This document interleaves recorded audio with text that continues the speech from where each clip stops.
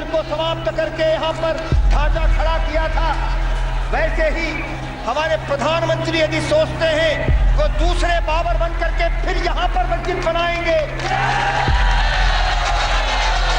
तो वो समझ लें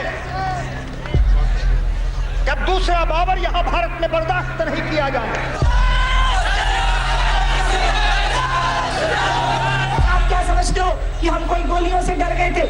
अगर ऐसा किसी को धोखा हो तो वो अपने धोखे को मिटा दे, क्योंकि गोलियां कम पड़ जाएंगी लेकिन सीने कम नहीं पड़ेंगे जो गोलियों का मुकाबला करने के लिए तैयार नहीं है।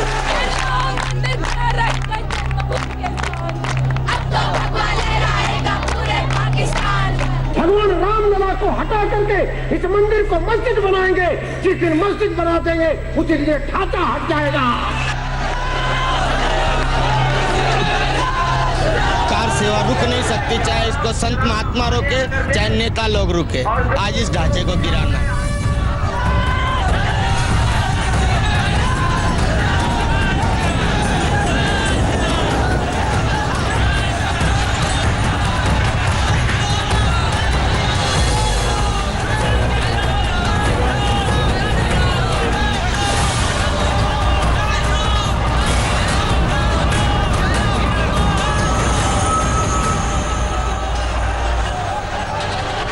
नुकीले पत्थर निकले उन पर तो कोई नहीं बैठ सकता, तो जमीन को समतल करना पड़ेगा, बैठने लायक बनाना पड़ेगा।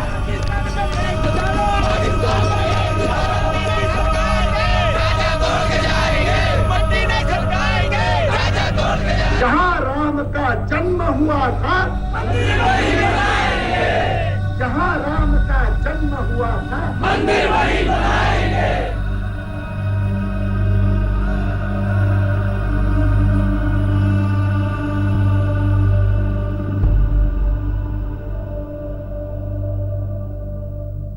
सितंबर 1992 अयोध्या।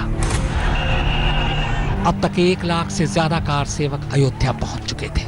अनहोनी की आहट दिल्ली भी सुन रही थी और लखनऊ भी।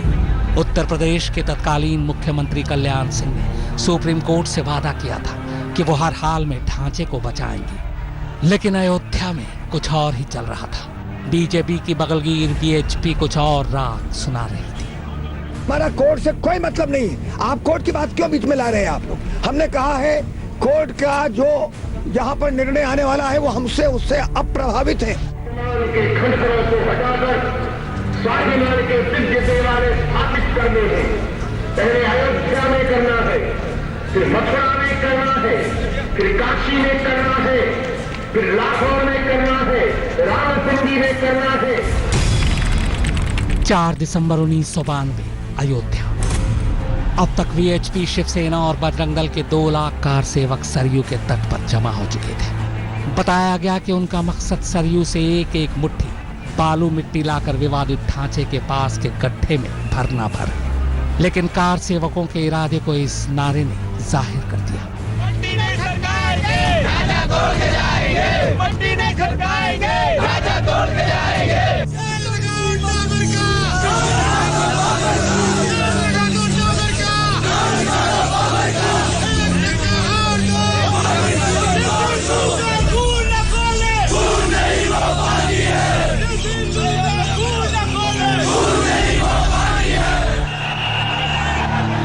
उसी दिन राम चबूतरा के पास एक बड़े से टीले पर काफी सारे कार सेवक चढ़ गए। सारे के सारे सरियों, खुदाल और फावड़े से लैस होकर उसे ढाने की कोशिश कर रहे थे।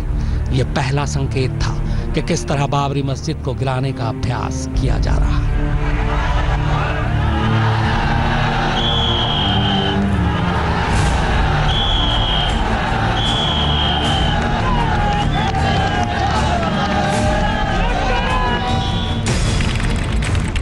दिसंबर 1992 अयोध्या।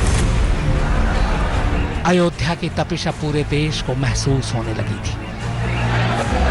6 दिसंबर से एक दिन पहले लखनऊ में अटल बिहारी वाजपेयी ने जो कुछ कहा उसके भी कई अर्थ निकलते गए। नुकीले पत्थर निकले, उन पर तो कोई नहीं बैठ सकता,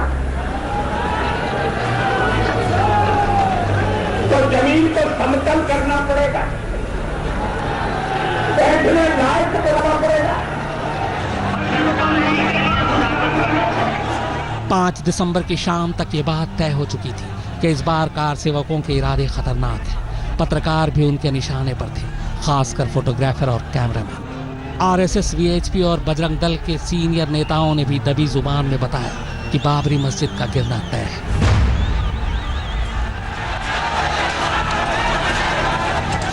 और फिर आखिरकार वो दिन आ ही पहुंचा।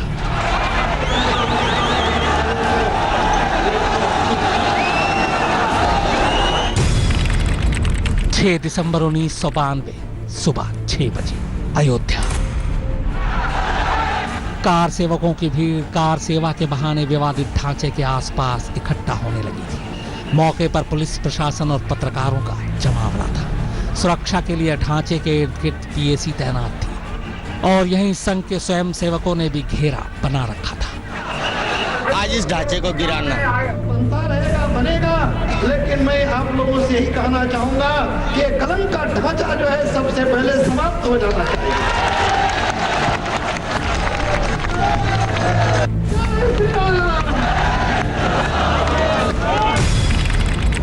6 दिसंबर सुबह 7 बजे प्रधानमंत्री निवास, नई दिल्ली। प्रधानमंत्री निवास पूरी तरह से खामोशी में डूबा था। 5 दिसंबर देर रात तक अयोध्या के ताजा हालात की खबर लेने के बाद प्रधानमंत्री पीवी नरसिम्हा राव 6 दिसंबर 1992 की सुबह 7 बजे सोकर उठे थे। उठते उन्होंने सबसे पहले अयोध्या की जानकारी ली। उन्हें बताया गया कि करीब 2.25 लाख कार सेवक बाबरी मस्जिद के करीब पूजा करने के लिए इकट्ठा हो चुके हैं। खबर सुनकर नरसिम्हा राव थोड़ा परेशान हुए, फिर रोज की तरह ट्रेडमिल पर वॉक करने लगे, मगर उनकी निगाहें अयोध्या पर ही गड़ी थी। पीएमओ स्टाफ उन्हें पल पल की जानकारी दे रहे थे। 6 दिसंबर सुबह 7:30 बजे 4 कालिदास मार्ग, मुख्यमंत्री आवास, लखनऊ। मुख्यमंत्री कल्याण सिंह सुबह जल्दी उठ चुके थे। सूचना निदेशक अनिल स्वरूप रोज की तरह सुबह सुबह मुख्यमंत्री निवास पहुंचे। उनकी ड्यूटी थी हर सुबह मुख्यमंत्री को अखबारों में छपी खबरों के बारे में जानकारी देना। अनिल स्वरूप जब वहां पहुंचे तब कल्याण सिंह गेस्ट रूम में बैठे थे, बेहद तनाव में। बकौल अनिल स्वरूप सुबह उठने के बाद कल्याण सिंह ने अयोध्या में मौजूद लाल कृष्ण आडवाणी से फोन पर बात कर बाकायदा वहां की जानकारी ली। इसके बाद डीएम और पुलिस के आला अफसरों से भी बात की। उन्हें बताया गया कि यहाँ हालात कंट्रोल में है।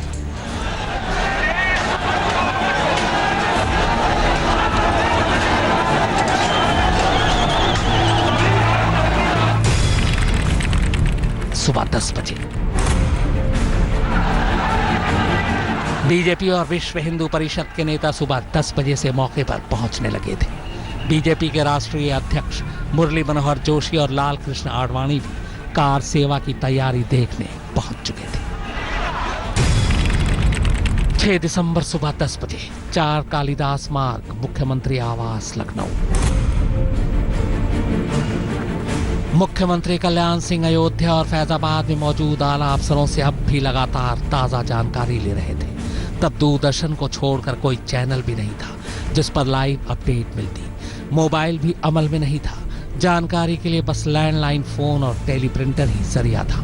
मुख्यमंत्री निवास की फोन की घंटी हर थोड़ी देर में खनखना रही थी। डीएम लगातार अयोध्या के ताजा हालात की जानकारी मुख्यमंत्री निवास तक पहुंचा रहे थे।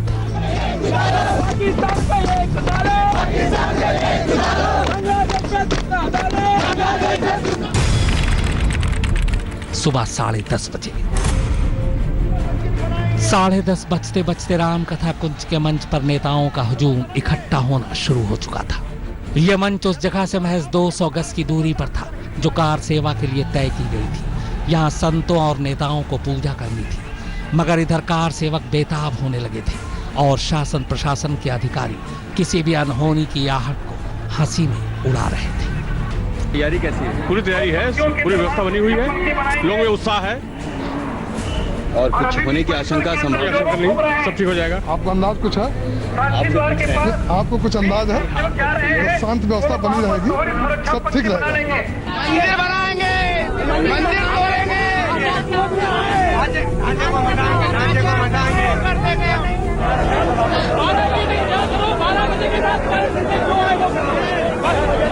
1 बजे के बाद सभी कार सेवक अंदर घुस जाएंगे। मंदिर के अंदर अभी अंदर सुबह 11:43। लाल कृष्ण आडवाणी, मुरली मनोहर जोशी, अशोक सिंघल, शेषाद्री, के सुदर्शन, विनय कटियार, उमा भारती और महंत अवैधनाथ के साथ कई नेता विवादित स्थल के पास पहुंच गए।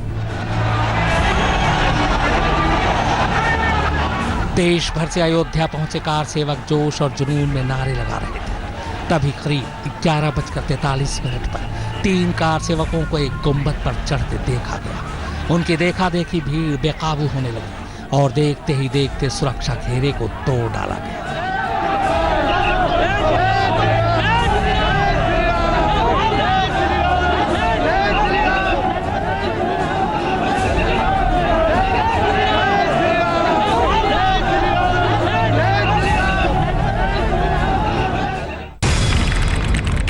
दिसंबर दोपहर 12 बजे, प्रधानमंत्री कार्यालय, नई दिल्ली। अयोध्या से दूर दिल्ली में भी हलचल तेज थी। अयोध्या से आ रही खबर दिल्ली को बेचैन करने वाली थी। दोपहर होते होते दिसंबर की सर्दी में भी तपिश महसूस होने लगी। इसके बाद अयोध्या से पहली बुरी खबर दोपहर करीब 12 बजे प्रधानमंत्री कार्यालय पहुंचती है।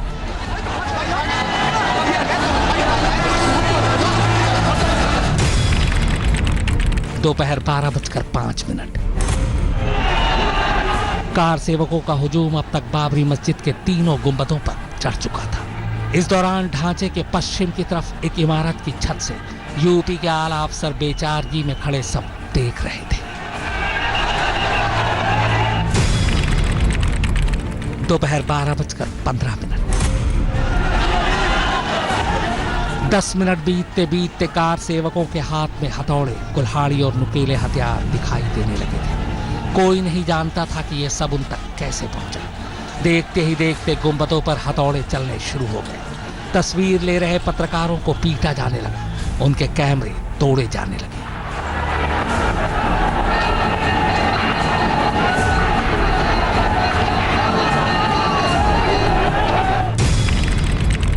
दिसंबर दोपहर 12:30 बजे, 4 कालिदास मार्ग, मुख्यमंत्री आवास, लखनऊ। मुख्यमंत्री कल्याण सिंह अपने 2 मंत्रियों लालजी टंडन और ओम प्रकाश सिंह के साथ थे। पहले गुंबद को ढा दिए जाने की खबर लखनऊ भी पहुंच चुकी थी। कल्याण सिंह के प्रधान सचिव योगेंद्र नारायण के मुताबिक उसी वक्त यूपी पुलिस के महानिदेशक SN त्रिपाठी भागते हुए आए और उन्होंने मुख्यमंत्री से फौरन मिलने की इजाजत मांगी, मगर कल्याण सिंह ने उन्हें इंतजार करने के लिए कहा। त्रिपाठी अयोध्या में कार सेवकों को कंट्रोल करने के लिए गोली चलाने की इजाजत मांगने आए थे, मगर कल्याण सिंह ने उन्हें इजाजत देने से मना कर दिया। दोपहर 1:55। अब तक उन्मादी भीड़ ने बाबरी मस्जिद के विवादित ढांचे के 3 में से एक गुंबद को गिरा दिया था। गुंबद के गिरने की वजह से मलबे में करीब 25 कार सेवक दबकर घायल भी हुए, जिन्हें तुरंत अस्पताल पहुंचाया गया।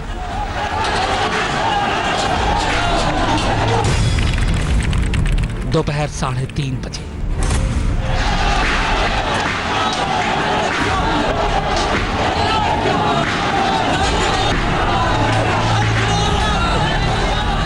कुछ नेताओं के मुंह से एक धक्का और दो, बाबरी मस्जिद तोड़ दो के नारों के बीच करीब 3:30 बजे तक कार सेवकों ने दूसरा गुंबद भी जमीन दोज कर दिया।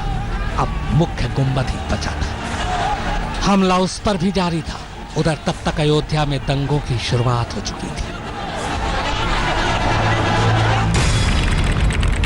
शाम 4:49। कार सेवकों की भीड़ ने मुख्य गुंबद को नीचे की तरफ से तोड़ना शुरू कर दिया। उस पर तब तक वार किए गए जब तक वो पूरी तरह गिर नहीं गया। शाम के 5 बजते बजते आखिरी गुंबद भी नीचे आ चुका था।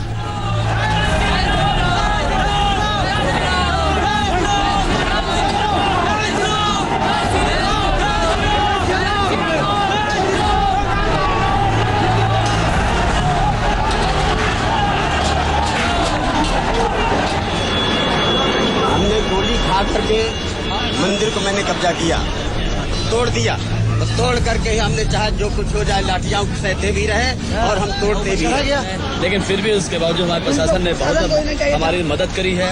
अब उनके आभार प्रकट करते हैं पुलिस वालों के, सीआरपी वालों के, सेंट्रल रिजर्व पुलिस वालों के, कि उन्होंने हमको यहाँ पर आने की इजाज़त दी और हम मंदिर के अंदर प्रवेश करके और मंदिर का जो काम हमको करना चाहिए था, जिसका बीड़ा हम लोगों ने उठाया था, उसको हमने पूर्ण किया था। ऐसा नहीं है, ये तो जैसे बाढ़ आती है भाटे की तरह से, जब तूफान आता है तो उन्हें तमाम पेड़ गिर जाते हैं, तमाम मकान ढह जाते हैं, सड़क नष्ट हो जाती हैं, तमाम परिवहन सेवाएं ठप हो जाती हैं। 6 दिसंबर शाम 5 बजे प्रधानमंत्री कार्यालय नई दिल्ली। उधर बाबरी मस्जिद ढाई जाती है और इधर खबर दिल्ली पहुंचती है। तब तक कई राज्यों से तनाव की खबरें भी आनी शुरू हो गई थी। पीवी नरसिम्हा राव अब खबर सुनकर बेहद परेशान थे। कहते हैं कि उनका बीपी बढ़ रहा था, चेहरा लाल हो रहा था, लिहाजा उनके डॉक्टर ने एहतियातन उन्हें दवा दी, जिसके बाद वो मंदिर में पूजा करने के लिए चले गए।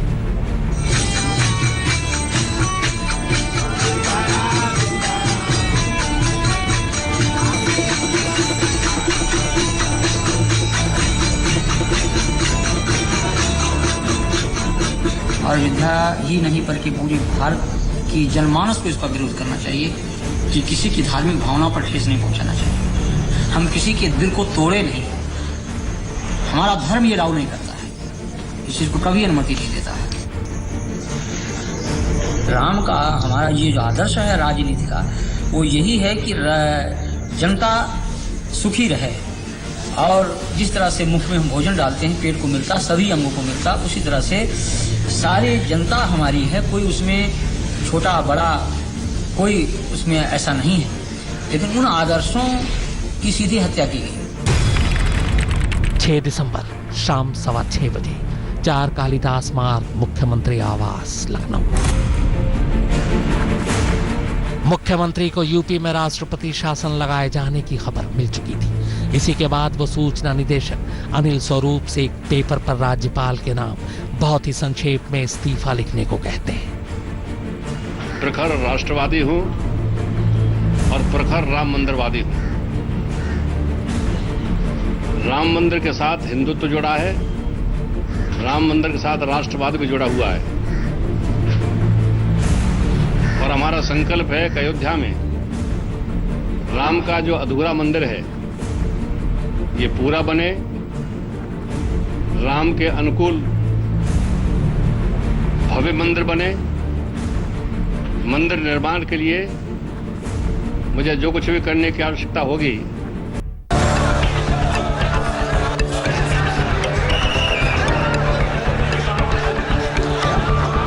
दिसंबर 1992 तब उत्तर प्रदेश में बीजेपी के कल्याण सिंह की सरकार थी।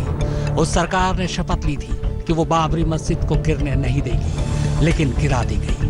तब से वक्त की तनी डोर पर अयोध्या नाच रही है, या यूं कहें कि उसे नचाया जा रहा है।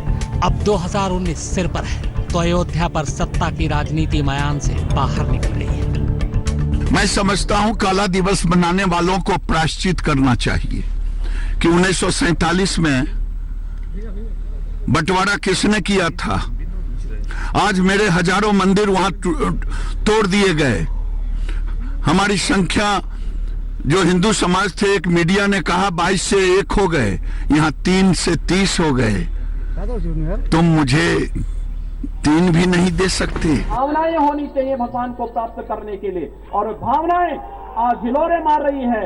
न केवल अयोध्या में, उत्तर प्रदेश में, पूरे देश के अंदर हर व्यक्ति देख रहा है, जान रहा है अयोध्या क्या चाहता है। जिनकी राजनीति भगवान राम के नाम पर राजनीति किए बगैर 1 इंच नहीं खिसक सकती, उनके लिए 6 दिसंबर प्राणवायु का काम करता है। कुछ दिनों पहले ही देश के कानून मंत्री रविशंकर प्रसाद अयोध्या में मंदिर निर्माण पर संविधान की दुहाई दे रहे थे, और उनकी ही पार्टी के एक नेता हरियाणा सरकार में माननीय स्वास्थ्य मंत्री जी कह रहे हैं कि वो समाज की सेहत को बिगाड़ने वाला है। संवैधानिक मर्यादा में हम क्या फैसला करेंगे वो आज तक के प्लेटफॉर्म पर नहीं डिसाइड होगा, पहली बात। लेकिन हां, जब लोग आके मुझसे एक सवाल पूछते हैं तो मेरे पास उसका उत्तर नहीं होता है। हमारे राम लल्ला का केस 80 साल से पेंडिंग है, इसकी सुनवाई जल्दी क्यों नहीं होती? ये सवाल बहुत लाजमी सवाल है।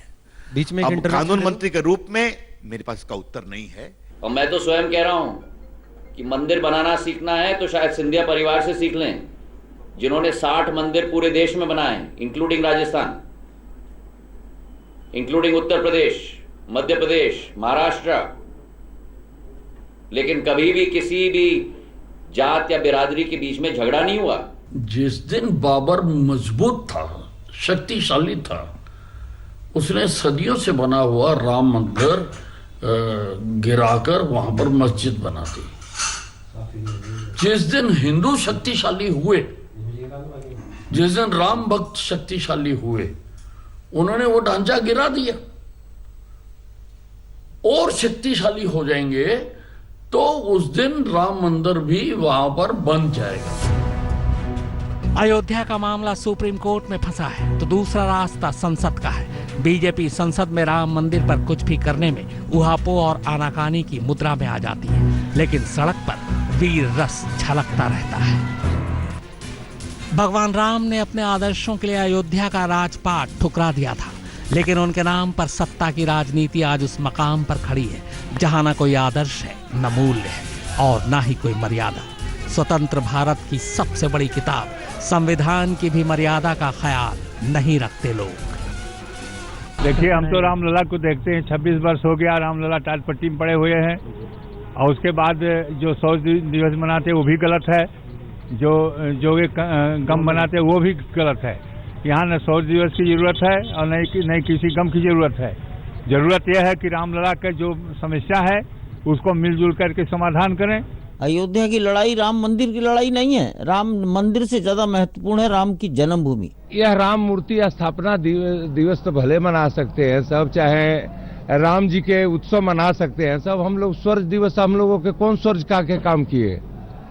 यह तो हनुमान जी के काम रहा, हनुमान जी किए तो ये लोग ऐसे देखिए अधिक अफरा तफरी समाज में मचाना ये कोई अच्छा चीज नहीं। इस तरीके से 6 दिसंबर 1992 को अयोध्या में तारीखी बाबरी मस्जिद को शहीद किया गया था, उससे जाहिर सी बात है हम सभी लोगों को काफ़ी सदमा और दुख पहुंचा कि तमाम तर कानूनी बंदिशों के बावजूद भी कुछ लोगों ने किस तरीके से कानून का उल्लंघन किया, कानून की खिलाफ वर्जी की।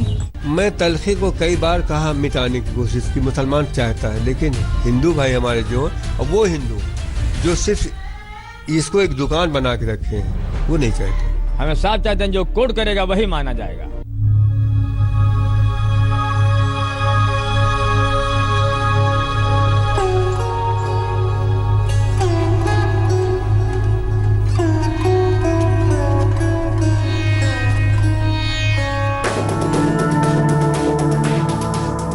दिल्ली से करीब 500 किलोमीटर दूर अवध का ताज, जिसे हम फैजाबाद के नाम से जानते हैं, लखनऊ से पहले यही थी अवध की राजधानी।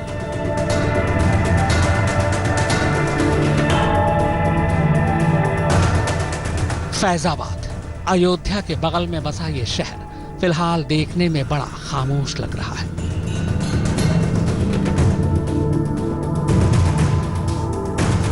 लेकिन खामोशी की इन परतों में कहीं खौफ है तो कहीं मजबूरी।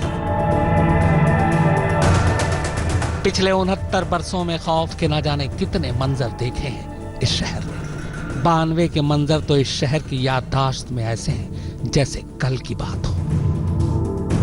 एक तरफ है हमारी तारीख की ये तस्वीरें, ये जुनून, जज्बात के इस सैलाब में सियासत की नाव पार लगाते हमारे लीडर। लेकिन हाल की सच्चाई ये है कि आज हर देशवासी चाहता है कि ये इतिहास बस इतिहास रहे। बड़ी भारी कीमतें चुकाकर हमने आजादी हासिल की थी, खून में नहाकर हमने इसे पाया था। लेकिन अभी नई सुबह में हमने आंखें खोली ही थी। अभी हमें अपने अंधेरे को तरक्की की रोशनी में धोना ही था। अभी अपने नामुकम्मल ख्वाबों को हकीकत की जमीन पर बोना ही था।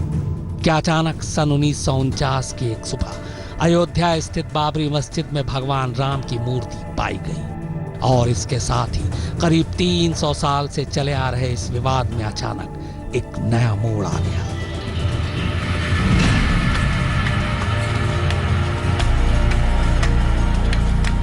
फरवरी 1885 में महंत रघुबरदास ने फैजाबाद की अदालत में एक याचिका के जरिए यहाँ मंदिर बनाने की इजाजत मांगी थी। जज पंडित हरिकृष्ण ने यह कहकर इसे खारिज कर दिया कि यहाँ राम चबूतरा पहले से मौजूद मस्जिद के इतना करीब है कि इस पर मंदिर बनाने की इजाजत नहीं दी जा सकती। असली विवाद शुरू हुआ 23 दिसंबर 1949 को, जब भगवान राम की मूर्तियां मस्जिद में पाई गईं। हिंदुओं का कहना था कि भगवान राम प्रकट हुए हैं, जबकि मुसलमानों ने आरोप लगाया कि किसी ने रात में चुपचाप मूर्तियां वहां रख दी थी। तत्कालीन प्रधानमंत्री जवाहरलाल नेहरू ने यूपी के मुख्यमंत्री गोविंद बल्लभ पंत से इस मामले में फौरन कार्रवाई करने को कहा। यूपी सरकार ने मूर्तियां हटाने का आदेश दिया, लेकिन जिला मजिस्ट्रेट के नायर ने दंगों और हिंदुओं की भावनाओं के भड़कने के डर से इस हुक्म को मानने से इनकार कर दिया। आखिर में फैसला हुआ कि किसी नतीजे पर पहुंचने तक इस पर ताला लगा दिया जाए। राम मंदिर का निर्माण चाहिए, इसके लिए अध्यादेश लेकर के आओ, चाहे आप विधेयक लेके आए। हमें राम मंदिर के सिवा और कुछ नहीं चाहिए। निर्माण जल्दी से जल्दी राम मंदिर का हो, इसके लिए हम यहाँ सब एकत्रित हुए हैं। तन मन धन से राम मंदिर चाहते हैं, सरकार बहुत देर कर रही है। हिंदुओं में बहुत रोष है कि मंदिर निर्माण जल्द से जल्द होना चाहिए, कि सरकार कानून बना करके हिंदू के लिए राम मंदिर का निर्माण कराए। वहाँ पर हिंदू समाज जो है दिव्य और भव्य मंदिर निर्माण देखना चाहता है। किसी भी सूरत में यहाँ राम मंदिर बने और राम जी के राम मंदिर बनने के लिए आवाहन करे, प्रार्थना करे, पूजा करे। हम चाहते हैं जल्दी जल्दी मंदिर का हल हो जाए, आपस में आपसी सौहार्द से हो जाए, या शासन प्रशासन अध्यादेश ला के हल करें कि भगवान सभी को सद्बुद्धि दे, हिंदू मुसलमान मिलकर राम मंदिर का निर्माण करें। भारतीय परंपरा है, ये अयोध्या नगरी है। अयोध्या ने सदियों से पूरे विश्व को एक आईना दिखाया है, एक जीवन जीने की प्रवृत्ति सिखाई है। आज अयोध्या के संत महंत गृहस्थ, यहाँ के मुस्लिम भाई, हम लोग मिलकर परमहंस जी के सामने यह संकल्प ले रहे हैं कि राम जी जहाँ विराजमान है, टेंट के अंदर विराजमान है, वहाँ पे उनका भव्य राम मंदिर बनना चाहिए। सब यही चाहते हैं कि इस विवाद जल्दी खत्म हो, जिससे कि यहाँ का रोजगार बढ़े, पर्यटन स्थल बढ़े और यहाँ पर्यटक आएँ। जब पर्यटक आएंगे तो यहाँ रोजी रोटी मिलेगी, क्योंकि यहाँ जो छोटे छोटे दुकानदार हैं उनकी रोजी रोटी नहीं चल रही है, वो बिल्कुल भुखमरी के कगार पर है। इस विवाद के कारण वो काफ़ी परेशान रहते हैं। वो चाहते हैं कि जो भी फैसला हो जल्द हो, और चाहे मंदिर बने चाहे मस्जिद बने, वो सब के लिए वो तैयार हैं, क्योंकि ये बाहरी शक्तियाँ आकर के इस पर राजनीति करती हैं। इस वजह से इस विवाद में काफ़ी वक्त लग गया। मंदिर और मस्जिद का ये मसला इतना पेचीदा है कि इसका कोई एक ऐसा हल निकाल पाना जिसे सब मान ले, निहायत ही मुश्किल काम है। जाहिर है कि अकबर जैसे इंसाफ पसंद बादशाह के सामने भी ये मसला आया होगा। अवध के नवाब और अंग्रेजों के जमाने में भी इसके हल की कोशिशें हुई होंगी। पिछले 69 सालों का ब्यौरा तो हमारे सामने ही है।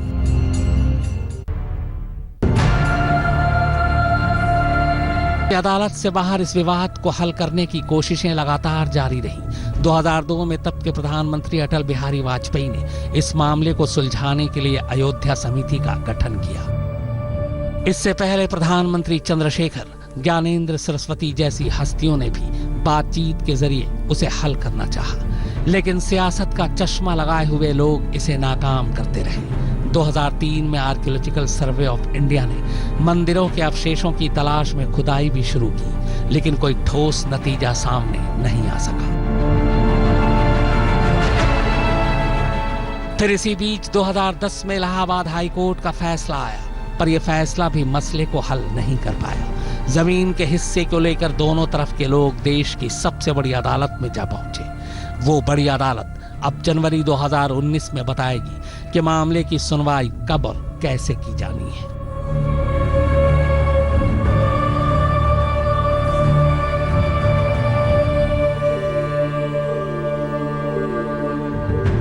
हालांकि अदालत के बाहर भी लगातार ये कोशिशें की जाती रही हैं कि इस विवाद का हल किसी तरह बातचीत से निकल आए। इन कोशिशों में हर धर्म और मजहब के लोग शामिल हुए। इसके पीछे शायद यही सोच है कि अदालत किसी एक के ही हक में फैसला लेगी, लेकिन मुश्किल ये है कि वादी भी अपना है और प्रतिवादी भी अपना। दोनों के दावे मजबूत, ऐसे में किसी एक वर्ग के मन में खटास आना तय है।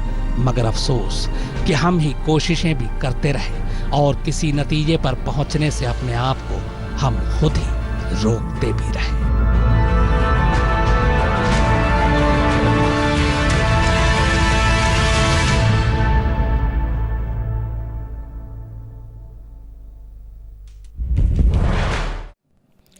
लेटेस्ट खबरों के लिए यूं ही देखते रहिए आज तक, और इस वीडियो के पसंद आने पर लाइक, शेयर एंड सब्सक्राइब करना ना भूलें।